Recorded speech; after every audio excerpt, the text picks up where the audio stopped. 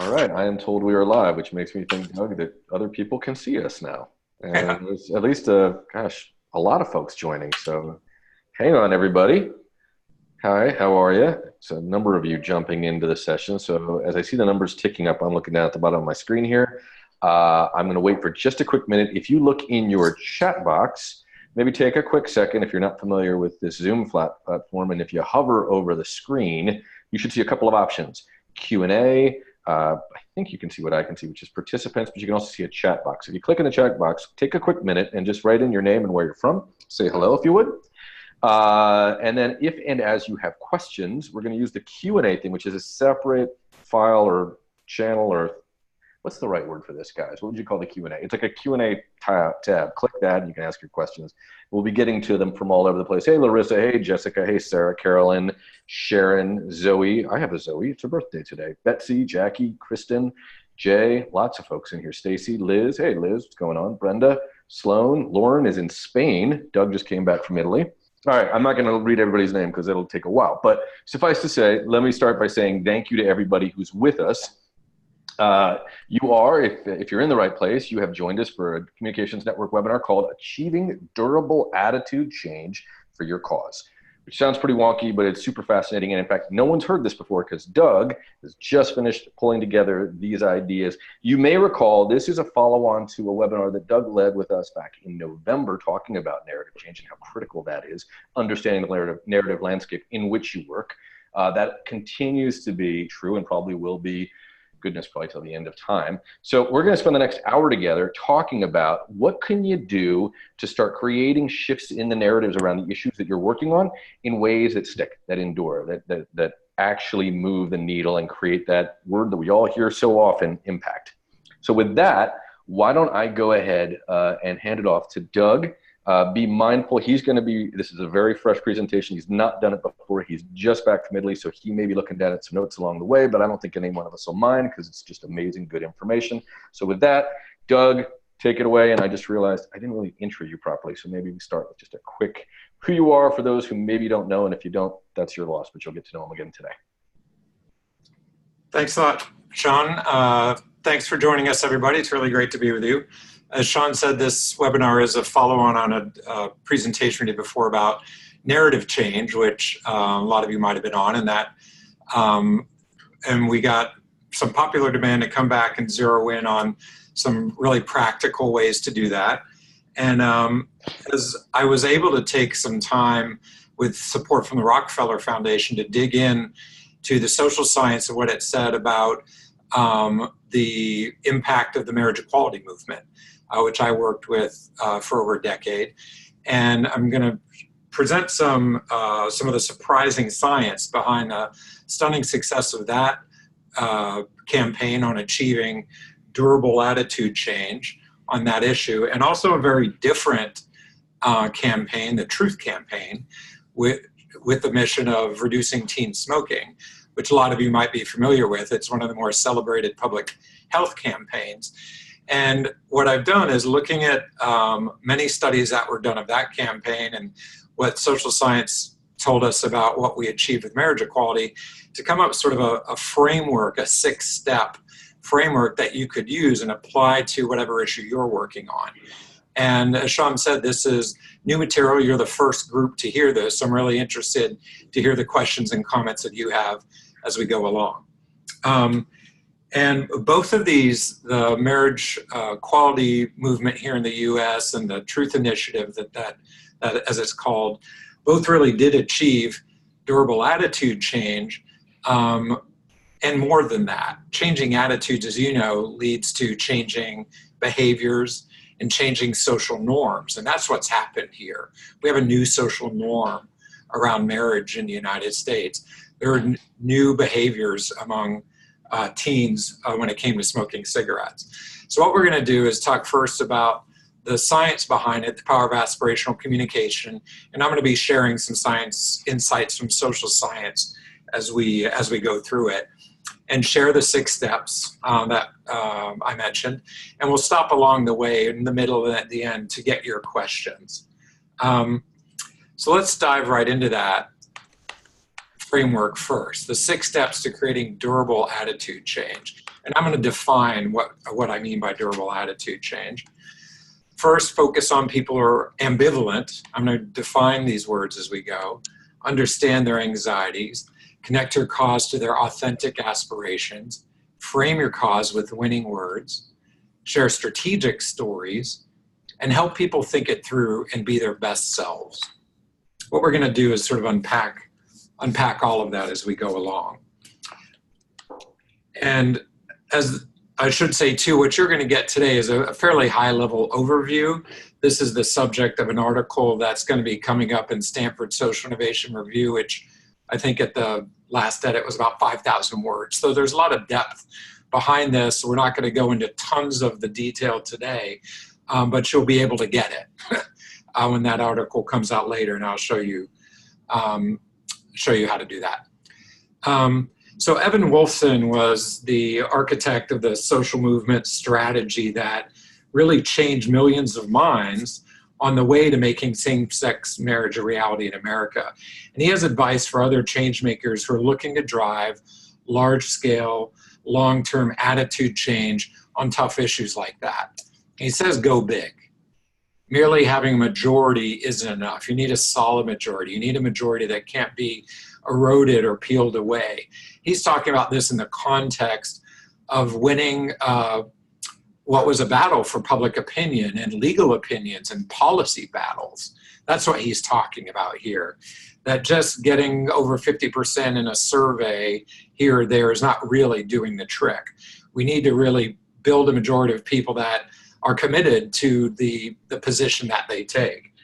And when you look at marriage equality, to some political strategists, building that kind of majority sounded impossible. When Gallup first polled on this issue back in the mid-90s, we had 27% of the public supporting legal recognition of same-sex marriages.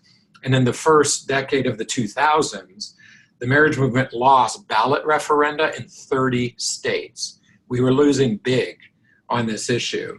And I remember a well-known pollster in Washington telling me at that time, he said, you're never going to see gay marriage, quote unquote. You're not going to see that in your lifetime. Fast forward to 2018, Gallup's survey then showed we'd reached 67% support. And public support first reached 60% in 2015 in Gallup's survey, and it hasn't fallen below that level since. So to me, that's indication we've got a number of years here with that high level of support not coming down. That's saying, okay, it's durable. So a cause that was declared hopeless has become the new normal. And in building that winning majority that Evan talked about, was really achieving this. When I'm using the term durable attitude change, that's a term out of the studies of persuasion. And this is a shift into attitudes that persists over time and resist counterattack.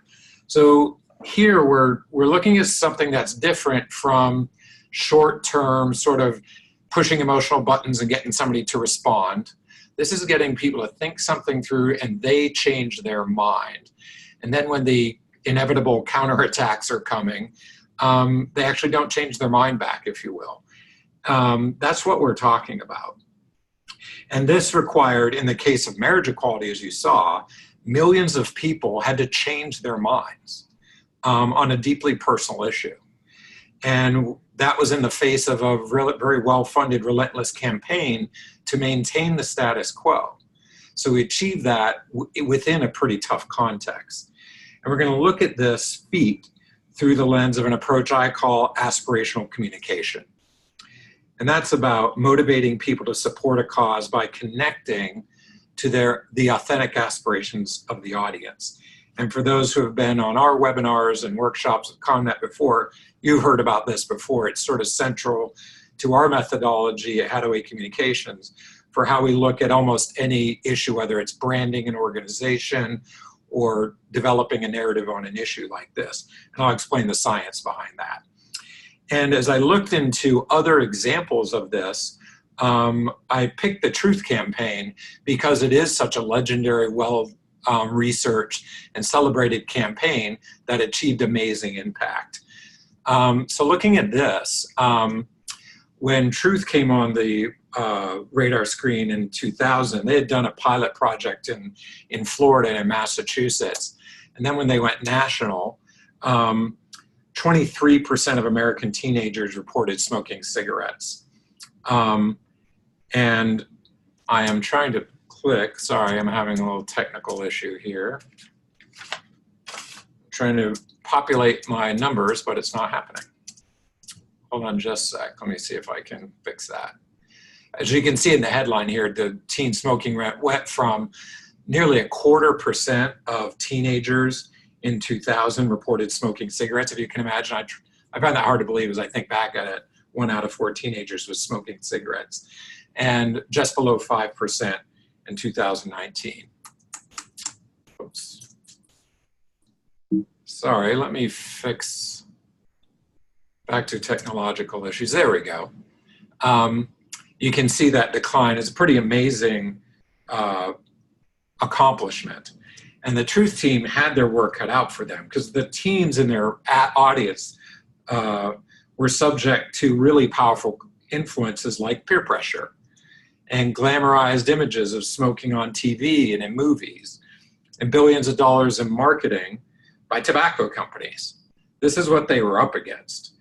And Truth was able to drive attitude change durable enough to resist that kind of onslaught from popular culture and from tobacco company marketing. And what Truth did was aim to change young adults' attitudes towards cigarette smoking by promoting an aspirational identity to young people. And our aspirational identity is our images and our ideas of the kind of people we want to be. And as a lot of you know, that identity and appealing to identity is a really powerful form of persuasion and motivation, because we really do act in ways that conform to what we see as our self-image of who we are, or what this says, who we want to be. And that, I think, is one of the big ideas to hang on to as we go through this, because it's a really powerful insight. And Truth encouraged this by branding a tobacco-free lifestyle for young people through words and images and stories that essentially made it cool to be a non-smoker. So what we're going to do is look at each step in this framework I've given you in more detail with a couple of those big ideas in mind, like this one. So step one, as I said, to focus on people who are ambivalent. When you look at the vast middle ground of public opinion on any sort of contentious topic, you're likely to find a lot of people who are ambivalent about the issue. And ambivalence means that you have conflicting feelings or beliefs. It's the state of mind we observe among people who say they have two minds, or they feel an inner conflict. And I think that's digging deeper than when you hear the word persuadable. People say they're persuadable or they are undecided. Yeah, that's a target audience. People who say they haven't made up their mind. In this case, we were looking for marriage equality. People already said they had made up their mind. But what we saw was some indications that some of them had internal conflicts. And what is important about this is when we feel that way, when we have ambivalence, other ways to think about this are cognitive dissonance, they make us feel uneasy. It's an uncomfortable feeling. And we'll do one of two things. We'll either avoid the issue because we don't want to deal with those uncomfortable feelings, or as a psychologist say, we'll approach the issue. And that's when you have an opportunity. People are having an internal conflict, they feel uncomfortable, and they actually want to resolve that and achieve peace of mind. So when it came to the marriage equality movement, we looked at people who said they favored civil unions, but they opposed same-sex marriage. Now, to explain that a little bit, as you might recall, civil unions was sort of the alternative to recognizing full marriage equality for people. Our clients in the marriage equality movement did not favor that. They said that was second-class status. It was sort of the rights and benefits on paper, and we were just going to, quote, call it something different. What we looked at there is people are expressing something about favoring, fairness, but they weren't there on equal marriage rights. So we wanted to see, is there a kind of internal conflict going on there? And the way Freedom to Marry said, they said that they called them conflicted voters. And they said voters in this category wanted to be fair and supportive of LGBTQ people, but they weren't convinced that same-sex couples, quote, deserved marriage. That's how Freedom to Marry articulated this audience. When you looked at the Truth Campaign, they zeroed in on young people who were also exhibited some kind of ambivalence. In the case of that, it's young people who said they had never smoked a cigarette and also said they wouldn't rule it out. So there's somebody who's they're in between here.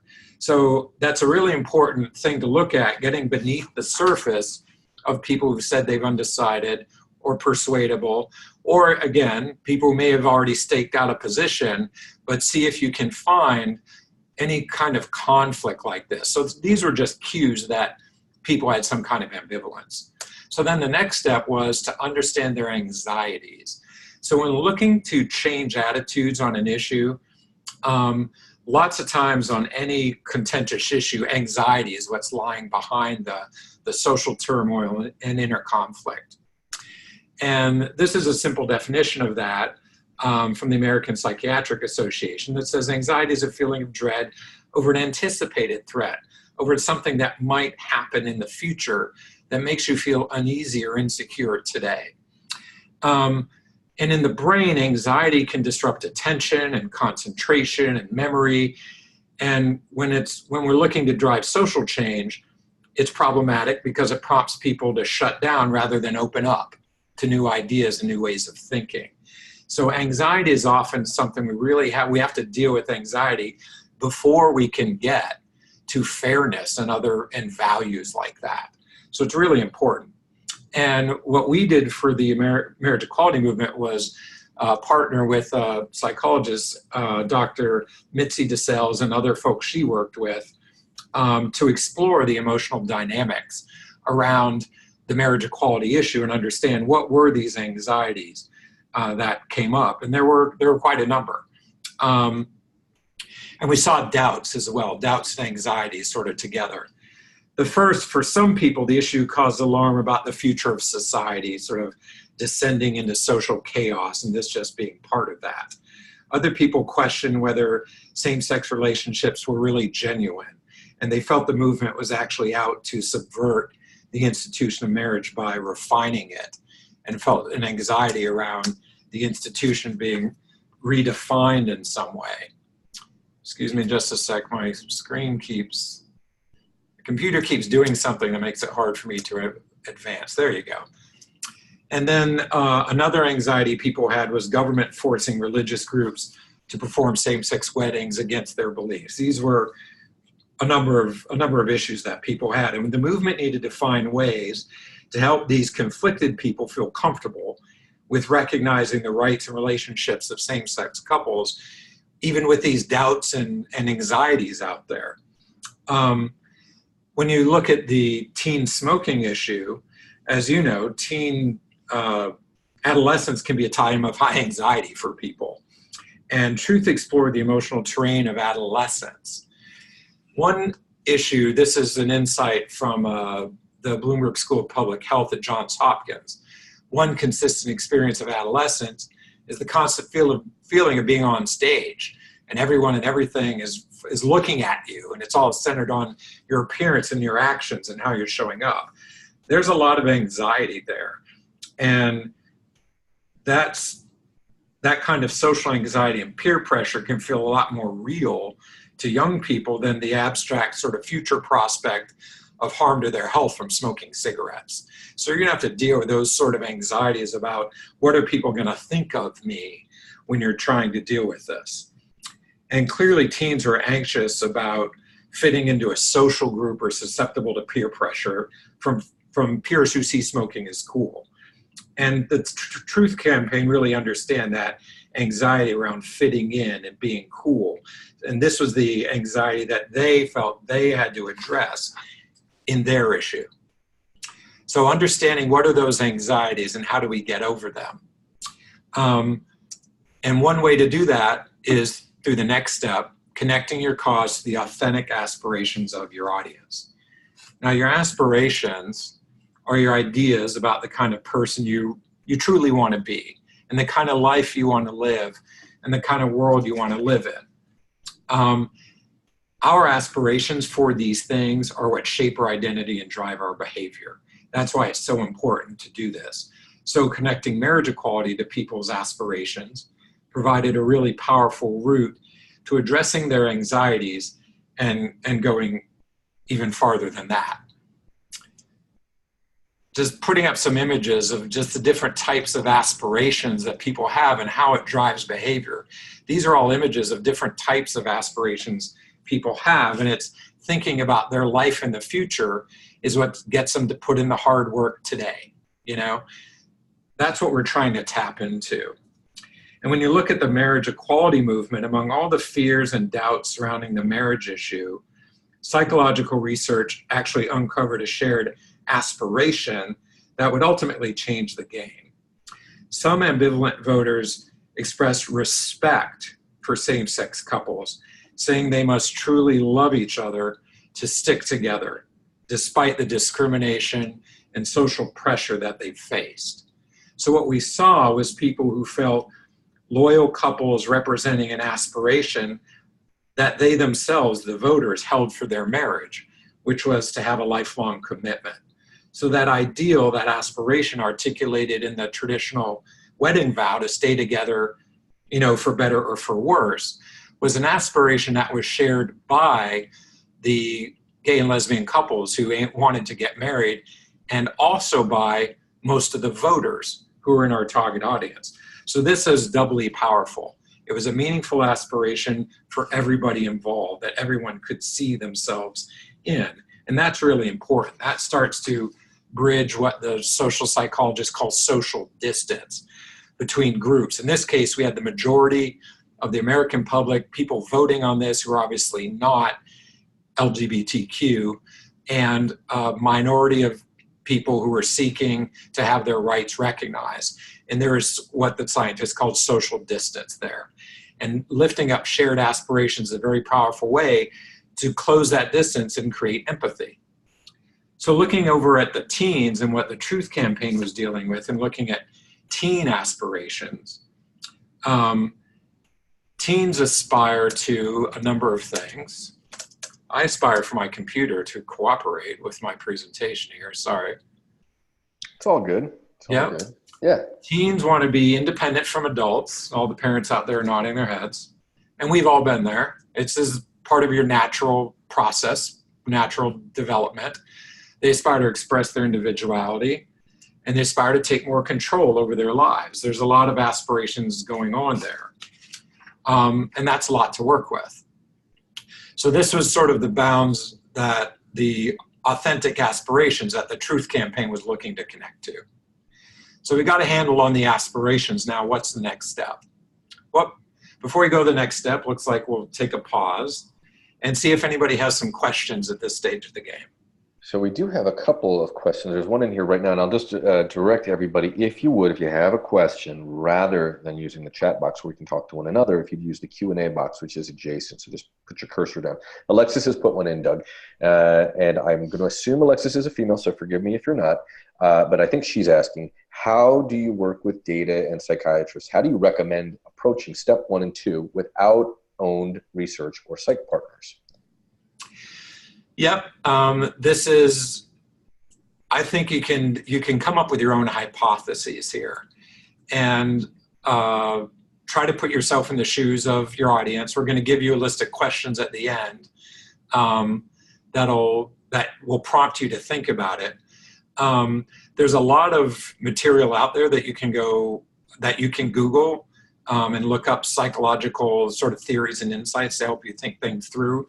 But I think a simple way to do it is just try to put yourself in the shoes of your audience and imagine what might be their anxieties around this and just list them. Try to talk to people who don't work with you on your issue every day, right? Just sort of get outside your own bubble, your own circle, and talk to, even if it's just friends, right, or family members who don't live the issue the way you do, and get them to imagine what might be people's anxieties around the issue. On the marriage equality issue, and we always start that way, we put our own guesses up on the board, right? And then from there, you can experiment, test out messages in your own day-to-day work, on your own social media platforms. That's the beauty of that, is that it's a low-cost way to experiment with things. So come up with your team and your friends just to come up with your own guesses at some of these things. Put up, here's the fears, I think, and our anxieties. How would I address those? What would I say to address those? What's a story I would tell to address those? And just experiment. That's ultimately what we're doing in this research that we're talking about.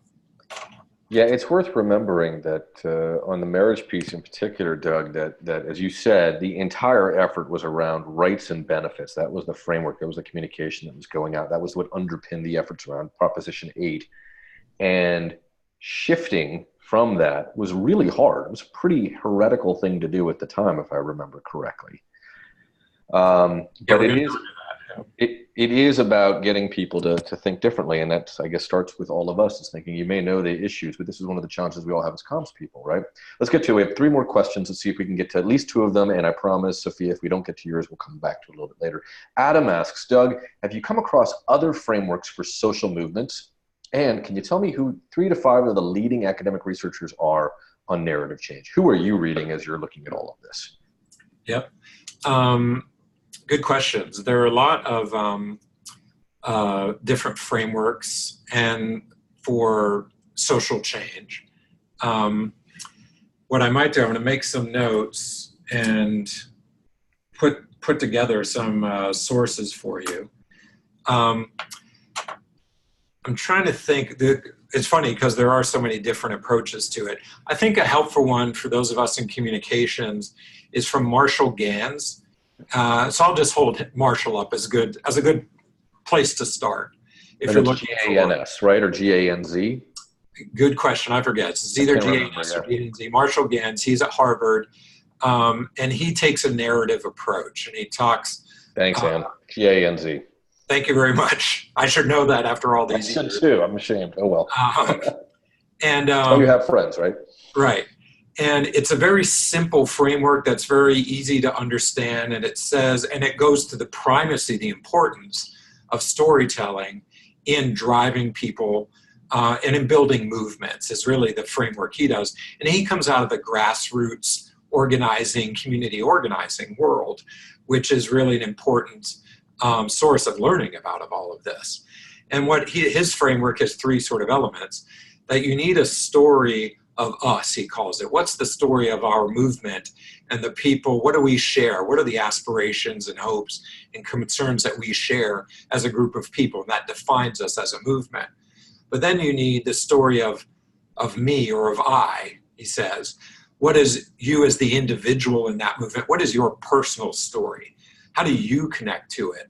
And that's important for the leader, for the communicator, for that grassroots organizer who's going door to door in the community. You need to be able to tell your own authentic story in connection to the larger movement. And then in the third, he calls is the story of now. Why now? Why is today the time to address the issue? As you can see, that's a simple 3-part framework. You can Google him, and right there you'll see a very in-depth paper on how to go about that. I'll just leave that one there as a good one to look at for folks in communications. And narrative is interesting. It's there's lots of ways to think and talk about narrative and narrative change. And for those of us in this field of social change, it's a fairly nascent field. I would recommend you to the Narrative Initiative as a recently established organization that is working to capture lessons and learning and sort of build this field for the purpose of social change. And they've got a really smart way to look at and talk about narrative change in the context of driving social change, and they have sources and so forth. So let me take the easy way out on that one and suggest you look at them as a resource to start.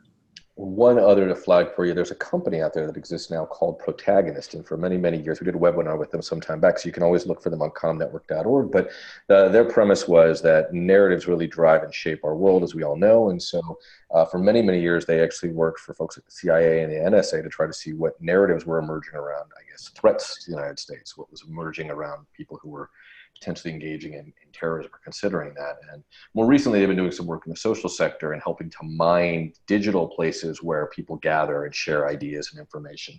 But they're a fantastic resource, Protagonist, spelled like it would sound. One more question, and then we'll jump back in. I want to be mindful of time and respectful of everybody here. Sophia asks, Doug, do you have any recommendations for applying steps 1 and 2 for highly politicized and polarized issues like immigration? And Ashley's jumping on specifically because I think she's interested in the immigration question as well. Yep, absolutely. And it's kind of, the marriage issue was highly politicized and highly polarized. So it's kind of, it's, to some extent, I might be repeating myself, sort of, so take immigration and the, when you're looking for sort of a target audience of people who might be ambivalent or have conflicting feelings, and think about what those feelings might be, what might be positions that people take that would indicate that they might be of two minds. And I think it's interesting because when you look at the public opinion polling on immigration reform that are supported by progressive sort of organizations, you'll see a lot of agreement, right, on a lot of those issues. A lot of those policy issues. So on one hand, the politicization of it, when we have people saying they support policy issues, but those issues aren't going anywhere, part of that's just running up against the partisan gridlock and nature of that, getting caught up in the two-party system. But get the parties out of the way, look at the people as real people, somebody who says they agree with some of these policy reforms that you support, think about, but what might give them pause? What might cause them to be susceptible to the other side's argument on it? And that step number 2 is really where to go. What are the anxieties? And there, as you know, this is getting caught up in politics where politicians are playing the fear card. And this is not a new thing at all. We know that's exactly what's going on. So you hear what those fears are, that people coming to the country are taking jobs away, are not going to, reflect our values, things like that. I'm sure you know what that list is. That's not a secret. It's in the political discourse. So then going one at a time on, okay, what would I say to somebody who, and think of the audience as somebody who's, I think it helps here too, of somebody who's struggling with it, right? Of somebody who's trying to be a good person, right? But they're feeling torn because they're hearing these different things, and put yourself in sort of an empathetic frame of mind.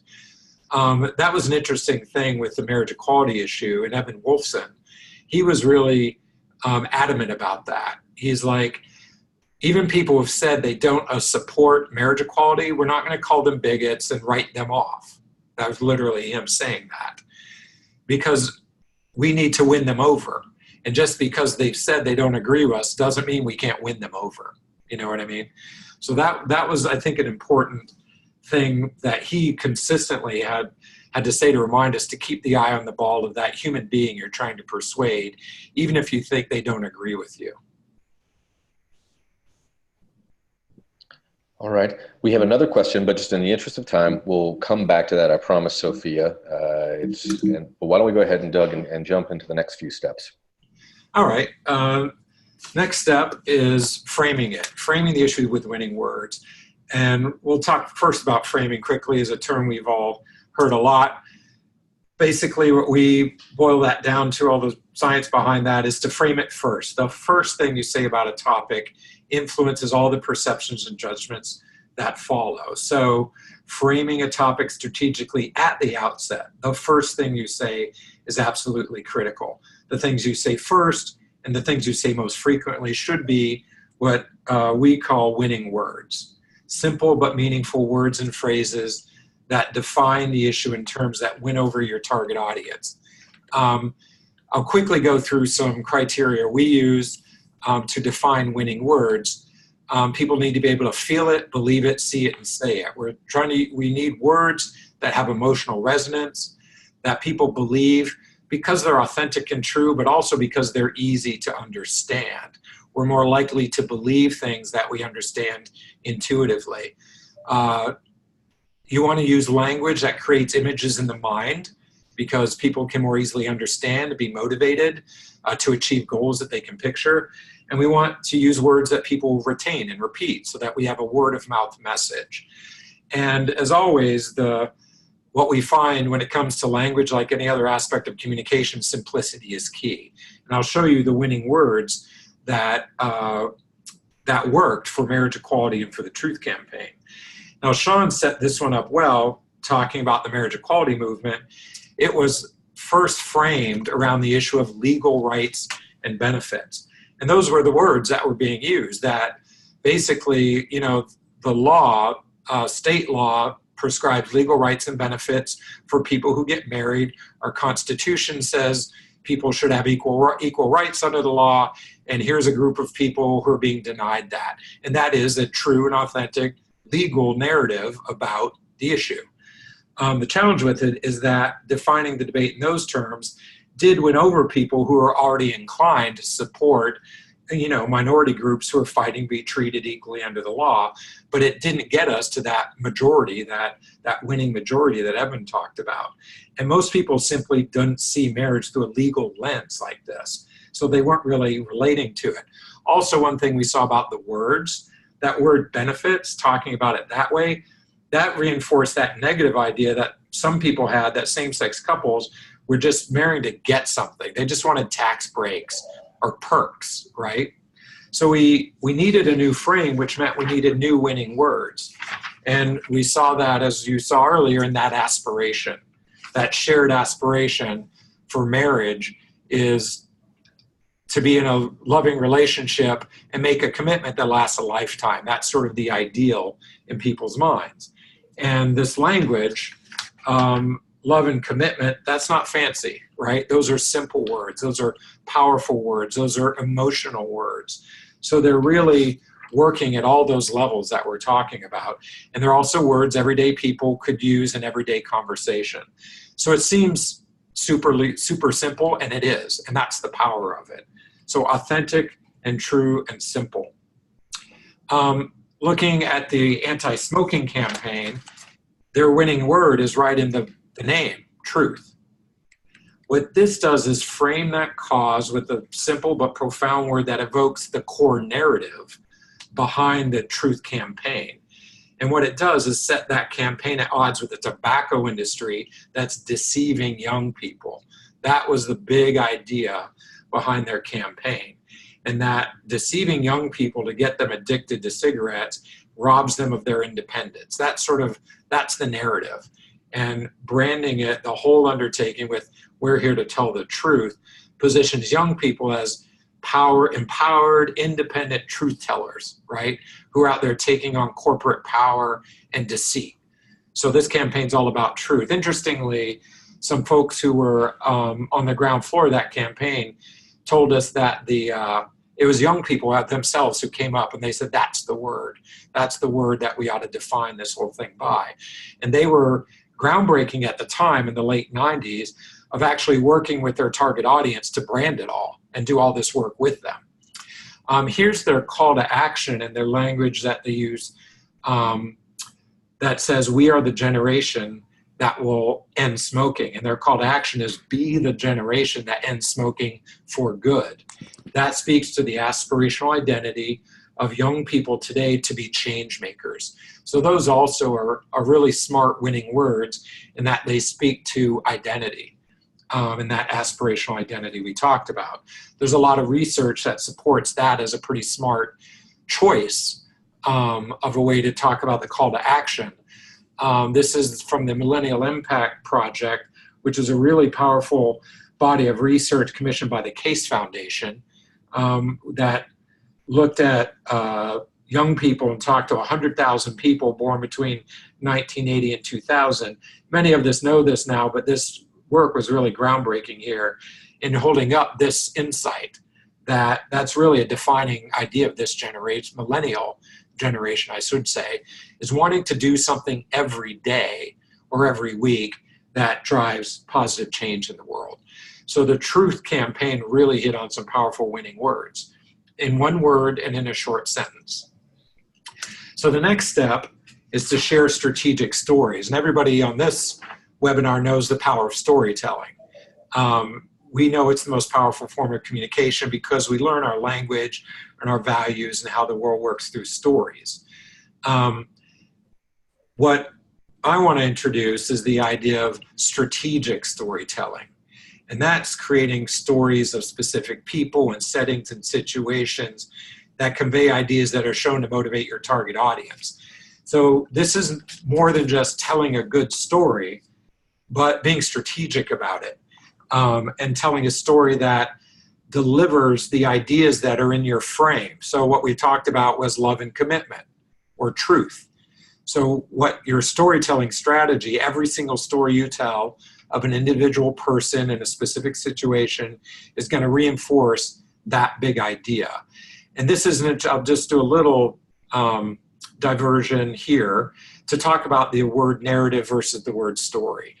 And when we talk about changing narratives, oftentimes, and there's lots of ways to think about that, but oftentimes what you're talking about is you're actually talking about changing that big idea. So the narrative about same-sex couples looking to get married, is the narrative the big idea that they are out to get perks and benefits and to change it? Or is the big idea is that they love each other and made commitments and just want to be honored for that? So to change from one frame to the other, the narrative frame, is one way that we think about using the idea of narrative. And then every story you tell, and a story is of a specific person and situation, reinforces that big idea. So in the case of marriage, to put that, make that concrete, this is one of the first communications created to communicate that big idea of love and commitment. This was in Massachusetts, where we had the privilege of working with Mass Equality, the organization there, in the state that was the first one to have marriage equality, and we had to fight over 5 years to protect that. And what you see here is framing it first with those winning words, love and commitment. And so that's your headline. It's as simple as that.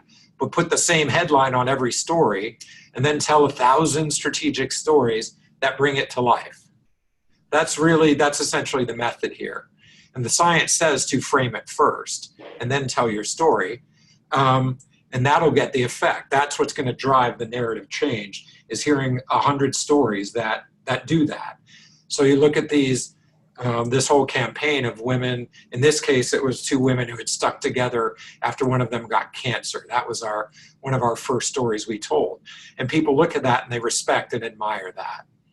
So for the Truth campaign, they also had a storytelling strategy, and it was multifaceted. And what they were doing is using storytelling to promote a tobacco-free lifestyle through paid advertising and social media. It's very much a marketing campaign. And what you see here, the storytelling involves the words that we're framing it with, as you can see here. Imagery is super important here, and it was very powerful for the Truth campaign. Essentially, the story they want to tell is that cool teenagers do this, right? People who adolescents would see themselves in or aspire to be like. We need to brand this and tell the story that it's cool to be part of to have a non-smoking lifestyle. So that was one important element of the storytelling they did. Another important element of it was telling the story of the tobacco industry. And I'm going to show you a video which tells that story in a really powerful way. It's just a quick 30-second ad, which when I click should start. Nope, give me a second. Let me get to that.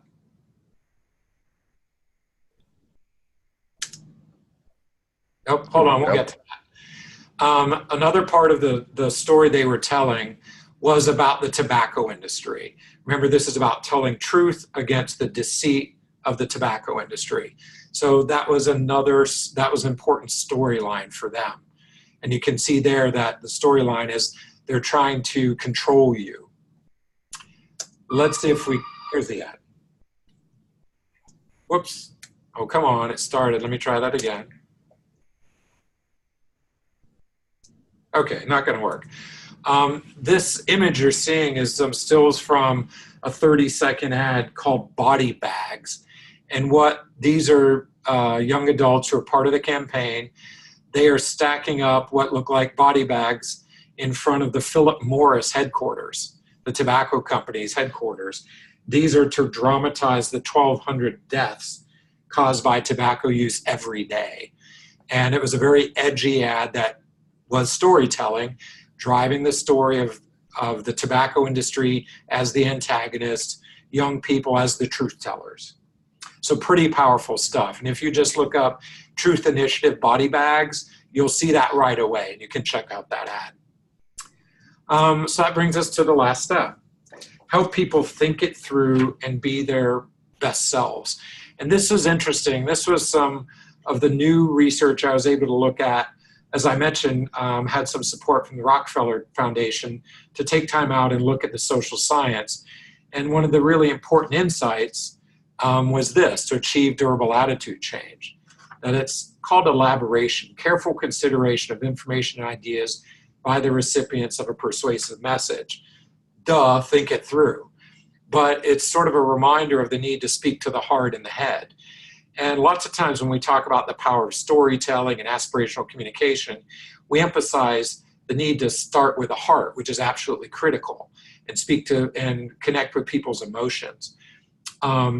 This is a reminder that we actually have to do both of those things, because attitude change that is based on high levels of elaboration is more likely to influence thought and behavior, and more likely to persist over time and be resistant to counterattack.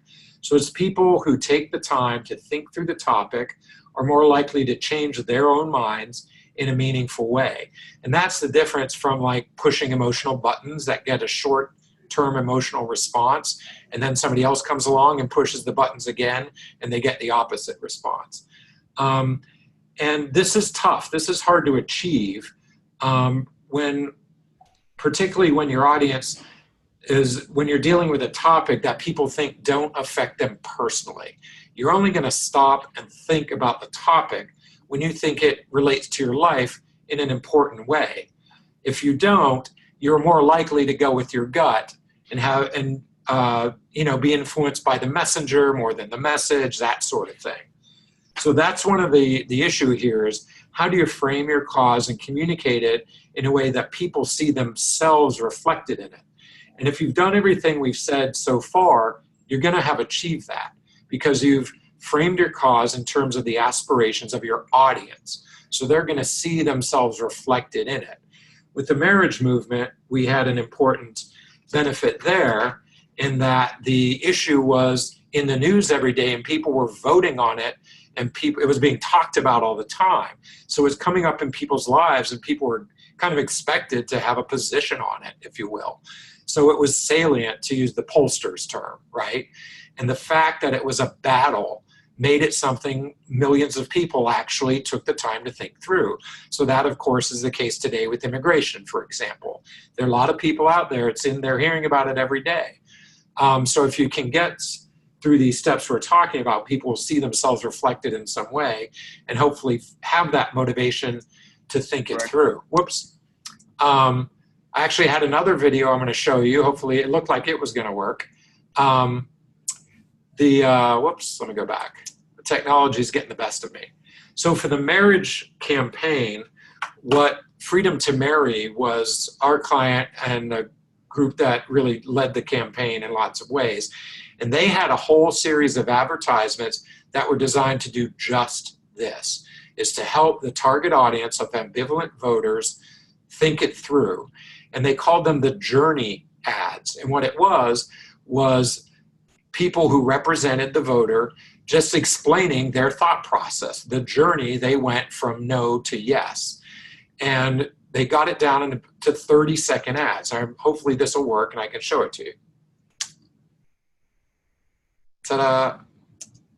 Where I grew up, gay people were not in the forefront and in the community. Over the years, I've met some gay and lesbian couples, and their commitment to each other is just like our commitment to each other. Built around love, just like any other relationship.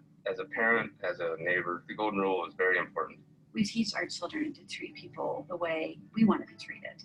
I would absolutely not want anyone to tell me that I could not get married. And we certainly wouldn't want to deny that for anyone else. If you go to, there's a whole treasure trove of research and examples like that at the Freedom to Mary's website, freedomtomary.org. It's now in archive. So I would encourage you, if you're interested in learning lessons from them, to go look at that. But you saw what that was. It was this couple, in their own words. You saw the winning words come up because those were true, authentic words. But they explained their thought process. It was very simple. And they mentioned the golden rule and treating others the way you want to be treated. That's elaboration. It doesn't have to be complicated. And that part of the campaign was really designed to aid and abet and help millions of people go through the same thought process. And I just wanted to underscore that. This is from the Principles of Social Psychology, which is essentially a basic textbook about this stuff. Thoughtful message processing occurs when we think about how the message reflects our own beliefs and ideals. So that's really why it's so important to get into the heads and use the words of your audience. That's going to make it much more easier, obviously, for them to see it, see themselves in it, and to really change their own mind. I think that's an important way to think about this. They changed their own minds. We just helped. You know what I mean? And when they do that, it's going to be resistant to counterattack. It's going to last over time. That's durable. That's how you really seal the deal to achieve that durable attitude change. Turning to the smoking issue in teenagers, the Truth Campaign similarly equips young people for elaboration. So they do all that storytelling and the branding that we talked about, but they also provide tons of facts. And if you go to truth.org, you'll see right there, there's just lots of examples of information. So they're not talking down to teenagers, they're giving them lots of information about the addictiveness of smoking and death and diseases from tobacco use, the behavior of the tobacco industry. You know, it's really equipping young people, respecting them for being smart, and giving them information and helping them think it through. Keep having to jump back and forth here. And another important example of that, similar to the Journey ads, is they have a website. They did a program with the Mayo Clinic called Become an X, as in ex-smoker. And this is a website where people can go and come up with what they call a quit plan. How am I going to quit smoking? So the campaign, that sort of storytelling and motivation drives people here where they really help you think it through and come up with a plan. That's the elaboration part.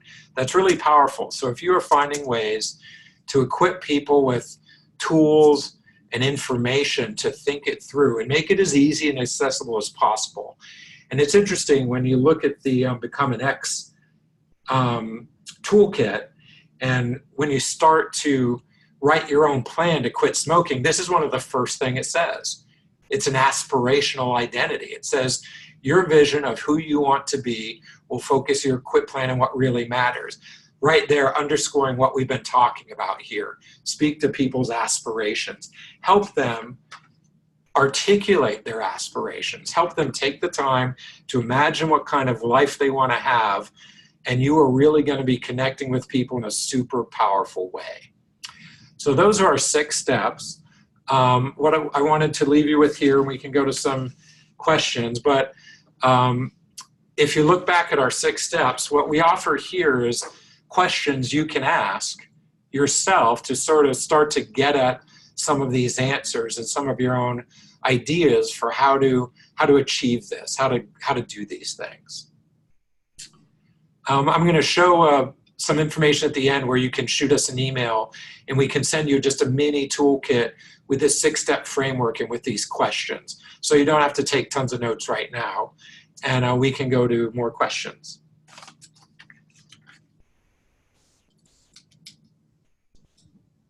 Sorry, I can't hear Sean. Just a second. No, Doug, this time it was me. My bad. I had the mute button on. Just so everybody knows, we've also been live tweeting the proceedings today. So if you wanted to grab that, I have a feeling Yabby has just screenshotted that. You can find it at hashtag ComNetLive, ComNetLive. So you can see some live notes that we've made for you.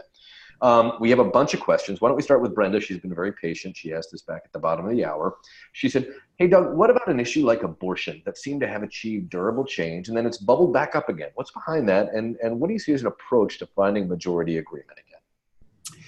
Yeah, that's interesting. That's such an emotional and also partisan issue. And for me, I go back to step one. If I'm looking to drive some change here, I really need to focus on a target audience who I can actually make some progress with and find out what those conflicting positions might be, and look at what are people's anxieties there. I think that is a very, very difficult one.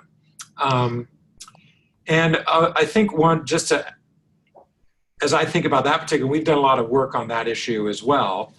And one thing that I'd encourage you to do is look at the words that are used in the debate right now and don't use them. Because what's happened on an issue like that has become so partisan that, and it's becoming, unfortunately, a lot of issues are getting caught up into sort of toxic partisan polarization in this country. And people, rather than stop and think about it, will just look for cues as to which side they're supposed to be on. So if I'm conservative and I hear you use the word pro-life, I'll say, okay, that person's on the side that I'm supposed to be on, and I know I'm not supposed to be for choice, you know what I mean? So a lot of the words that are used in the polarized political debate can have a partisan effect. Now, I don't want to be too ham-handed about that, meaning that's always the case, but it's pretty important. Because if you are using language that's already being used by the dominant players on both sides, you might be in danger of just getting caught up in that, right? So that's just one word to the wise, is to think about fresh language to use that you can approach the issue with. So Eric has a follow-on from that. He says, in line with Brenda's question, even under the best circumstances, big ideas and culture change can take generations to manifest, and sometimes attitude shifts. Can you touch on the long-term strategies and tactics towards sustaining durable change in a society that seems to be moving more and more in a short-term direction? So true. Although it's interesting, this might be a glass half empty, glass half full situation, right? And there's plenty of debate over how are we progressing as a society and as a world. If you look at marriage equality, it was noted by public opinion researchers that seemed to happen really fast. But you need to look at that in the context of the LGBT movement writ large. And it was I would call it one campaign within a larger movement that was actually kind of started in the 70s when people within the LGBT movement started talking about marriage. And there's plenty of debate about whether the movement should even do that. So on one hand, that took several decades to get from there. We did the attitude change from the late 90s to today. I'll leave it to you to decide whether that was quick or whether that took a long time. I guess the way to think about it, with any long-term complex undertaking, is you want to break it down into meaningful milestones that you can achieve something around in a shorter period of time. And when you're looking at what we do as communicators, you know that we can do 3 things that are measurable. We can raise awareness, change attitudes, motivate people to take action. And breaking it down and saying, okay, what really are the things that if people are aware of will reframe the issue, and focus some effort there. what are some key attitudes that need to change that might be more the low-hanging fruit? Like if you look back at the marriage equality issue, there was half a dozen doubts and anxieties. One of those was government's going to force religious institutions to perform weddings. That was low-hanging fruit. That just was factually not true. In fact, there was an example where somebody who ran the social media accounts for the National Organization of Marriage, which was trying to preserve the status quo, that person learned that that wasn't true, and they shut down all the media accounts, walked out the door. Like that was low-hanging fruit. So it can feel daunting, but say, okay, what are things people need to know? And there's only going to be a few. What are the attitudes? What's that list? What are the actions? And don't try to bite it all off at once, and try to work through a few at a time. That's sort of a very general way to talk about it, but try to break it down into milestones. So Amy asks, have you seen, and I'm afraid, guys, I think we're going to have to make this our last questions, and I just want to be respectful of everybody's time, and I see folks dropping off. So we're up at the top of the hour. Amy Plotch asks, have you seen the process change as Americans lock themselves into their positions more strongly, and how do you move people to the center? Yep. I think there is a change in that people are getting more sort of into partisan camps. And remember, that's through a partisan lens. So people identify as Democrats, people identify as Republicans, and also ideological. People are labeling, I am liberal or I am conservative. And we're tending, because of what's called a meta-perception, what we think the other side thinks about us is actually one of the interesting drivers of polarization. And what you want to do, so that is changing. That's, like I said, a lot of language is being partisanized and politicized, and we have to be more strategic and careful about the language we use so as not to trigger that sort of thing. But here's the good news, I think. Most people in the country are exhausted by all of that. They're exhausted. I'm actually using a word in a study called The Hidden Tribes of America, which was released within the past year, a sophisticated look at where people's thoughts and attitudes and identities are sort of in America today. And what that study says, they broke it down into, I think it was sort of 8 different mindsets. And there was less than 10% of the population on either end who actually were super sort of hardcore ideological and partisan. And most people are falling in what they call the exhausted middle, or the exhausted majority of people who are actually looking for an alternative and looking for relief from that. So on one hand, if you can come up with fresh ways to talk about and present your issues that don't fall into the partisan camps, you actually have a lot of people out there who are looking for that. I leave that sort of as a source of hope and inspiration. And you can look up Hidden Tribes of America and dig into exactly what I just talked about. You might see sort of some inspiration there for new ways to take a run at it. Yeah, I think there's a couple of webinars we've done recently, Doug. In fact, you've been part of at least a couple of them that just speaks to the whole point you made about aspiration. The brain responds when there's positive information. It's really easy for people to shut down when they hear negative things. And you actually see this. It's a premise of a lot of work that's happening now in our sector, including things like the Solutions Journalism Project. Give people a ladder up to a solution and they'll get excited or find a way to meet the aspirations they have for themselves, for their community, for their families. You'll find people getting inclined to take action. And that's not a partisan thing. That's about finding out what motivates people. I think that's one of the lessons maybe, is that while there's this run towards partisanship, there's actually a path out of it. And I think that's a lot of what we've heard today. I want to be really mindful and just say thank you very, very much. We are so grateful again for your time. We will have, as we always do, we recorded this webinar. It'll be up on comnetwork.org in the next couple of days. If you miss it, we'll share it out in the next newsletter, which just came out today. I think we'll leave it there for everybody. We're really grateful for your time. Doug, thank you to you. Everybody should know Doug just got off a plane from Italy, so he's doing this on Italian time, probably a little bit jet lagged. Incredibly grateful to you, and thanks to everybody for being with us. We'll be back very soon with a couple more webinars, and look for those in your inbox. Till then, be well. Thanks much. Bye-bye. Thank you very much.